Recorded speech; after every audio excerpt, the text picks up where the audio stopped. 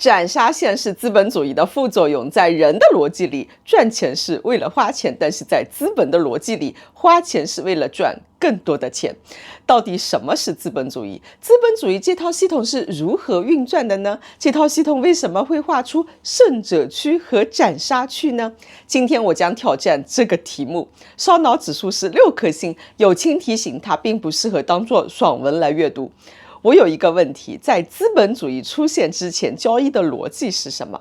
商品、貨幣、商品。舉個簡單的例子，你賣掉一頭羊換成錢，再去買一件棉襖，目的就是為了使用嘛。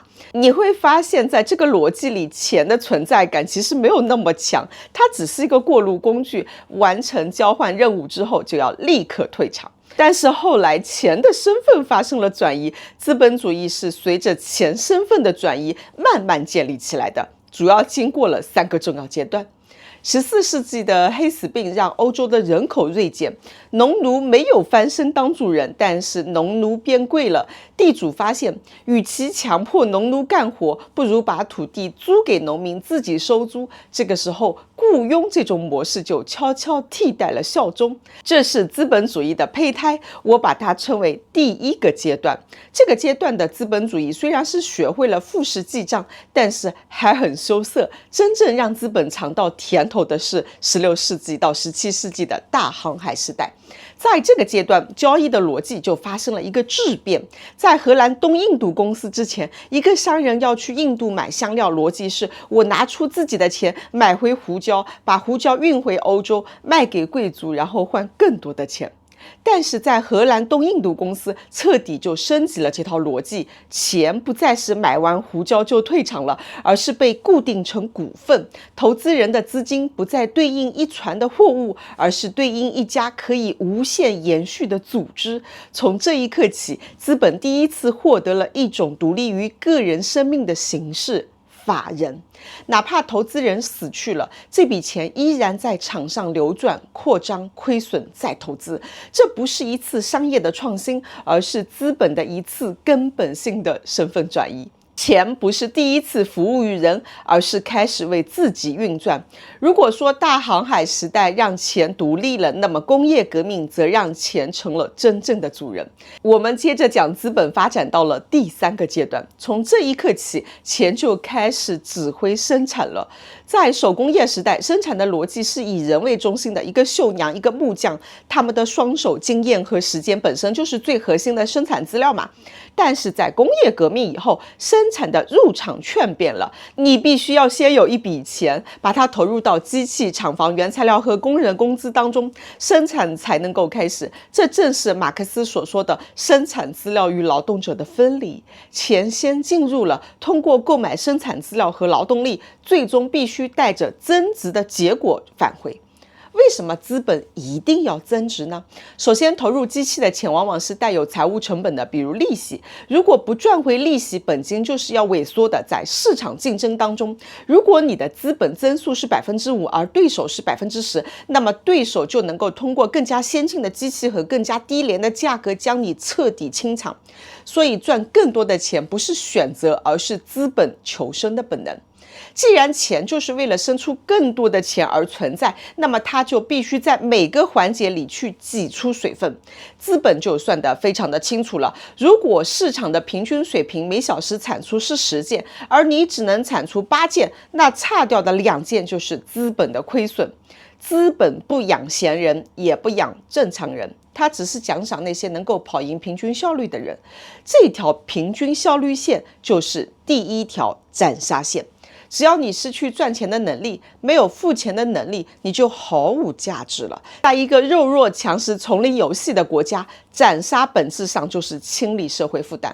更何況所謂的全球化，把美國的這種斬殺機制也給全球化了。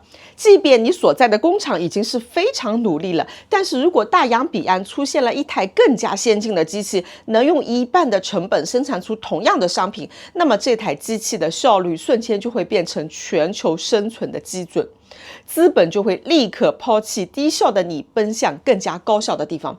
這種比較它是全自動的、跨國界的，它讓每個勞動者就置身於一個永無止境的淘汰賽當中了。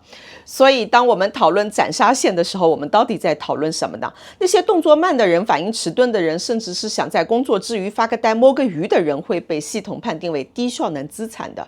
一個動作慢的人，在資本眼裡不是一個需要休息的生命，而是一個折舊率過高的零件。當資本發現維護這個零件的成本、工資、福利、社保等等高於所創造的剩餘價值的時候，他會毫不猶豫地按下關機鍵。請注意，我沒有在批評資本，只是直接撕開不帶濾鏡的給你看了。這就是為什麼會出現35歲中年危機，並不是35歲的人變笨了，而是他們作為零件的性價比降低了。35歲，他們的家庭負擔變重了，他們不能夠再像25歲那樣子去拼命了。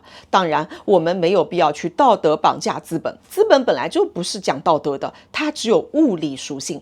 從客觀的演進視角來看，資本主義是人類歷史上最成功的一種文明加速器，它通過這條冷酷的斬殺線，把人類從散漫的低效的自然狀態當中拽了出來，投入到了指數級增長的競賽裡。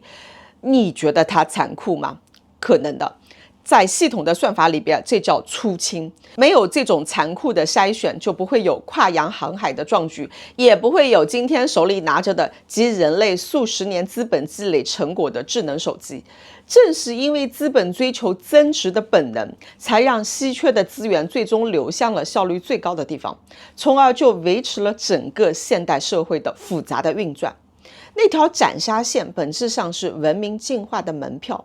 在人的邏輯裡，生活是有酸甜苦辣的，但是在資本的邏輯裡，生活只有2種狀態：正在增值或者正在縮水。資本主義不是保證每個人都能贏，但是它只能保證那個能夠帶他去更高效率彼岸的人一定能夠贏。